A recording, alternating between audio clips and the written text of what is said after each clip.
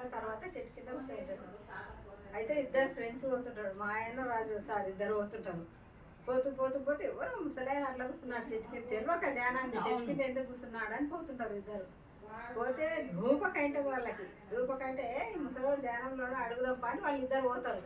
పోయి ధ్యానంలో ఉన్న ఆయన బుద్ధుడు ఎందుకంటే వీళ్ళు మారాలని చెప్తాడు. పోయి తాత నాకు ధూపకాయ నన్ను బుద్ధుడిని అడిగితే రాక్షేపం ఇస్తాడు. రాక్షేపం ఇచ్చి సముద్రంలో తాపన ఆయన అని చెప్తాడు. అట్లా ఎదురుగా ఉందంటే పోయి తెస్తాడు. ఫస్ట్ వేసినప్పుడు సత్తా ఉంటుంది, 5 సార్లు చెప్తాడు. మళ్ళీ వేసినప్పుడు అదే సత్తగా అనిస్తుంది. చాలా ధూపకాయింది సత్తా లేదని మళ్ళీ తెమ్మంటాడు. మళ్ళీ సత్తానే ఉంటుంది, అది పేరుకపోలేదు లోపల. మళ్ళీ సత్తా ఉంటే 5వసారికి తెచ్చి ఆడబెట్టిన ఆయన అని చెప్తాడు. రాక్షేపంలో వాటర్ ఆడబెడితే 1 గంట కూర్చో ధ్యానం చేయి, కన్ను మూసుకొని. ఆ గంట లోపల మొత్తము చెత్తాల లోపల పైన టెంకాయ పాలకు వాటర్ అయితే అప్పుడు ఆ వాటర్ తాగి దాహం తీరుస్తాడు. ధ్యానంలో కూర్చుంటేనే కదా, ధ్యానంలో కూర్చుంటే మనకు ఆకలి దాహం కాదు, అది అన్నిటికీ తట్టుకోవాలని ఈ ధ్యానం. ఆ ధ్యానం పవర్ తెచ్చుకోవాలి.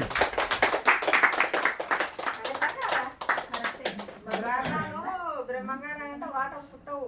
ఈ పిరమిడ్లలో కూర్చున్న వాళ్ళే అప్పుడు దాన్ని ఏమంటారు, గుమ్మడికాయల నీళ్ళు తాగాలని బ్రహ్మంగారు చెప్పినాడు. మనం పత్రిక ఏం చెప్పిండు, పిరమిడ్లో కూర్చుంటే దాహం కాదు అని పత్రిక చెప్పింది.